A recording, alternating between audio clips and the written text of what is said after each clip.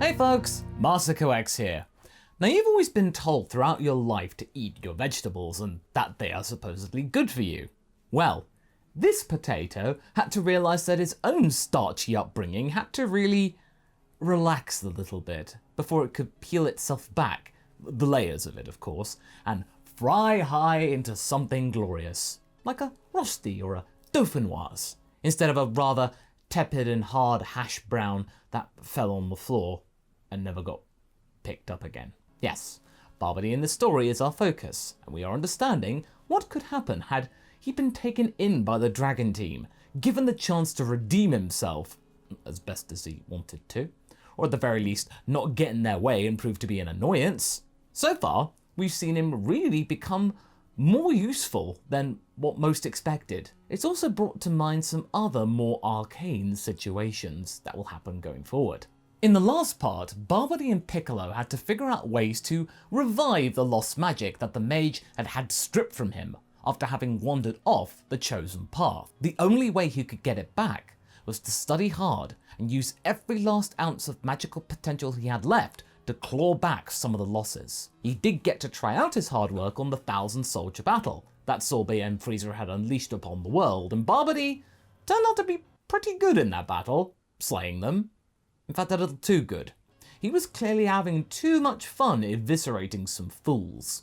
And even though he was a little too happy at seeing morons being chopped in twain, Babidi then had to up the ante even more and provide cover for Gohan and Piccolo with his shield powers. That was before it became too much and the mage fell at the hands of a death beam. But fear not, our little spud survived, and Goku went on to do his thing, stealing the win from the prince, like he always does. Amidst all that though, out in space, we have to remember that Babidi's successor is out there, doing certain magically things, finding certain magical ram men, and we'll find out more of that very soon, but for now, let's resume. Although he had survived Frieza's recent invasion, barely I must remind you all, Babidi was nevertheless irritated, to put it mildly. I think you can probably tell that when faced with adverse situations, Babidi tends to become a dynamo of anger and annoyance, and this was no exception. This time around, it was to do with his overall performance. He had given an impressive showcase of his powers, yes, but only he knew that unlike before, it was only thanks to an old trick that he had to resort to that he could provide any kind of meaningful contribution for the Dragon team. As he now had less power to play with naturally, thanks to his original mission being skewed, thanks Piccolo, and now a replacement of him roaming the stars with his power, the only way to make his magic more reliable was to resort to using a spellbook, something that he hadn't had to do in a very long time. Even though he had agreed to do it, it didn't make the admission to himself that he had to do it any less painful. Up till now, he knew the powers by heart, and he could call upon them at will, without the need of books, but now he was mostly book-based. Still though, it did work in his favour during Frieza's revenge ploy, and he was preparing a new one most likely. So what do you mean, Masako? What can Babidi do nowadays? Well, you see, to be able to use really powerful spells in his situation that would be able to match the stuff he was used to doing back in the Buu Saga, Babidi simply had to gather all his power, the residual stuff he had left, and place it within special magical runes within the pages of his spellbooks. This act allowed the power to transfer to him for the purposes of the action, but it had a finite supply of arcane potential, unlike his former glory. He could only use a certain number of spells too that he had put the magical things in. He can't just use any power at any time anymore. And he would also then need to rest and do the whole process over again and again. And as you could probably tell, this would become rather tricky in the middle of a battlefield with ad hoc stuff during one of your typical Dragon Ball sagas. Yes, he could be useful, but with only a handful of spells on the daily, after which he had to rest and let the others do the heavy lifting. But during peaceful times though, when things were a lot less arduous and hectic, he could prepare a pretty good arsenal of spells to call from within that little booklet. If he had plenty of time to prepare for an ambush also, he could use his spellbook to provide some rather nifty defences to give fools a hard time, whilst the others could then pick them off for him. Sure, it was a tool for lesser mages, but I mean, what else could you do? You had to make use of what you had. and Babidi didn't have much left to work with. But the potato had to look on the bright side. At least those Earthlings hadn't asked him too many questions about this newfound arrangement with himself and the tomes. Although Babidi did recall one time Piccolo being rather puzzled at his ability to show some of his original magical prowess in the climactic thousand-soldier battle, despite the Namekian seeing firsthand the fact that he had his powers taken away from him when they were back on his homeworld. He had asked about it, but when Babidi snapped at him, as usual, Piccolo knew better than to dig himself deeper into Babidi's self-perpetuated angst. In the end, Piccolo just simply shrugged it off, it wasn't worth it. But, as Babidi pointed out to himself, what can you really do these days? You had to resort to things you weren't proud of. The Saiyans were apparently training with gods now too. The humans and the half-Saiyan were, well, coping, living their lovey-dovey family lives or seeking careers. Everybody around him seemed to have some kind of plan in action that they were fully behind. Whereas Babidi had to settle for something that he was definitely not behind. And Babidi also knew that peace was never an option. Peace was never going to last with these Earthlings around. There will always be something, no doubt, that they would get themselves embroiled in. He was also angered that not only was he the only one out of the ones on Earth thinking about some sort of permanent safety measures or protocols, but he was also concerned with the blue ball of dirt itself, which, as we saw recently, was extremely vulnerable to outside influences. I mean, of course he would be concerned. This wasn't out of some sort of fondness, though, for this world. No. But it was more like this was his headquarters, and he had to make sure that his headquarters was in working order. Yes. And yes, sure, the food was pretty good. Not that Babidi needed much to get by, to be fair. And yes, this place was, well, much more pleasant than the dirt ball and tower on an abandoned rock that he had grown up on. And worst of all, he had to admit, these Earthlings had actually become rather tolerant of him. They were no longer viewing Babidi with nervous looks or untrusting glares, fearing that he would turn on them at any moment. In fact, with some of the lesser members, they would actually sort of be happy to see him. He even started remembering their names without needing to be reminded. To him, this was a big deal. The mage was getting a social life. Seriously, the moment he started to remember that the older son of Goku was named Gohan, and that the creepy little clone of Goku was called Goten, without the need of either of them having to remind him of the fact, that's when he felt an utter disdain toward himself. However, he was able to cast that doubt off with the simple fact that this was a means to an end. It was self-preservation, he said to himself. Who would be stupid enough to go against these Earthlings at this point in the story? Those fools can match gods. Of course it would be pragmatic to stay by their side, instead of hiding in the corner or trying to flee, or worse, going against them. He had had his chance earlier in proceedings to supersede them in the conventional sense, but that opportunity had well and truly slipped him by. But he kept telling himself that this wasn't the worst thing that could have happened. This is how the clever mind works, he said to himself. You do not team up with the weak, you team up with the strong. And these fools, friends, were very strong. Yeah, that felt better to go along with. Interesting book.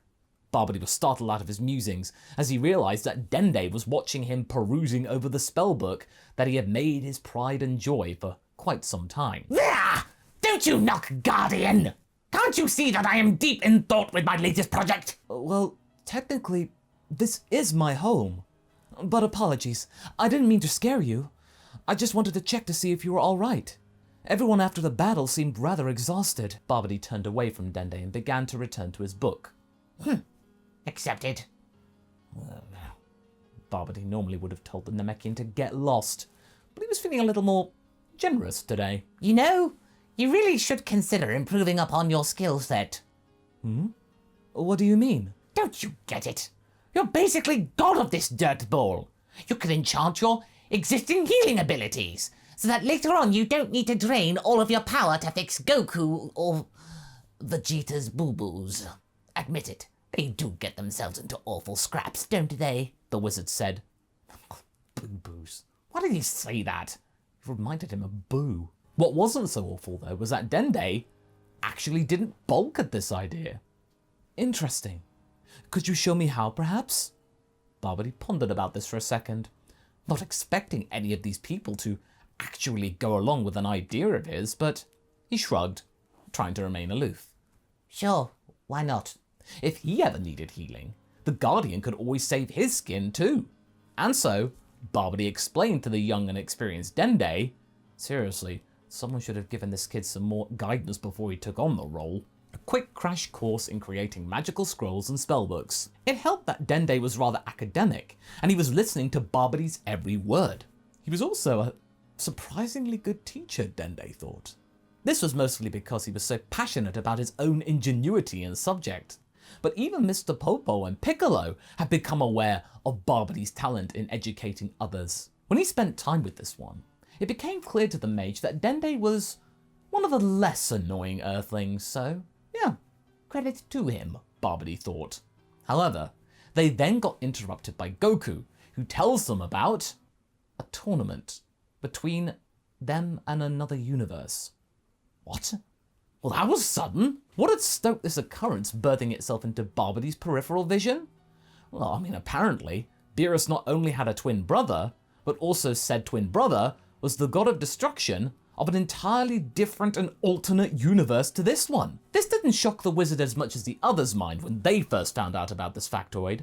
Babidi knew of the concept of other universes from his studies. He had heard some legends over his time, but still, he did need a moment to process this, the fact that this was true. Meanwhile, these Earthlings seemed to be acting so casual about this multiversal engagement. They needed to choose 4 warriors to compete with Goku, and they chose Buu to be one of them. Babidi gritted his teeth at this, subjectively of course, idiotic choice. That foolish pink blob didn't deserve any niceties after what he had been through. He could still remember being throttled by that genie. Why would they want to rely on him anyway? Babidi tries to reason with Goku, trying to dissuade him from choosing Buu for his team. But Goku gets the wrong end of the stick. Instead, the Saiyan thought that Babidi was angling for an invite, wanting to be picked himself. But Goku told him that he didn't think he'd be a good fit for this particular fighting match. That being said, if there were ever a tournament that was based around magic, they'd be sure to take Babidi with them. Babidi shook his head frantically. No, it's not that! As if I would ever willingly put myself forward to be clobbered. I just think that Buu is pretty unreliable. He could go to sleep on you without warning, or... Goku smiled wildly. Yeah, we get it, Babidi. You want to help. But don't worry. I think Buu's gonna do just fine. It's nice that you're worried, though. But no need. We'll ask Beerus if you guys can come along with us and cheer us on. Cheer? Cheer? He's the great Babidi, not some sort of cheap cheerleader. Son Goku might be one of the strongest beings in the universe, but his mind was still one of the weaker aspects of his personality. The brawn didn't match the brains. Then again, a chance to journey to other universes so casually might be interesting. There might be some weak-willed individuals that Babidi could, yes. Maybe this wasn't such a bad idea after all. But in order to get a prize at all, they had to look for Super Dragon Balls. Apparently, there are more of those magical orbs, and this particular set was even more powerful than the original ones. And Bulma, along with that Galactic Patrol loser, were going to meet with the all-knowing Zuno to find their locations. Well, Babidi would be rather eager to check out that place too. Bulma and Jarko reluctantly agreed to have Babidi tag along with them, and they travelled to Zuno's planet. At first, no one wants to see them, as they apparently had no scheduled appointment. But then it seems that there was an assassin lurking in the shadows, to which Jarko was able to take down. As a token of their appreciation, Zuno's attendants agree for them to meet Zuno. He then says he'll answer anyone's question, but first, he needs a kiss on the cheek, which greatly angers Babidi and Bulma. Jarko asks a very inappropriate question about Bulma, the one, which Zuno answers.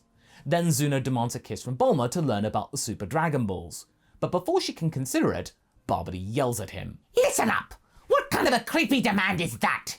Your worthless life was just saved, and now you want to force a lady into... that?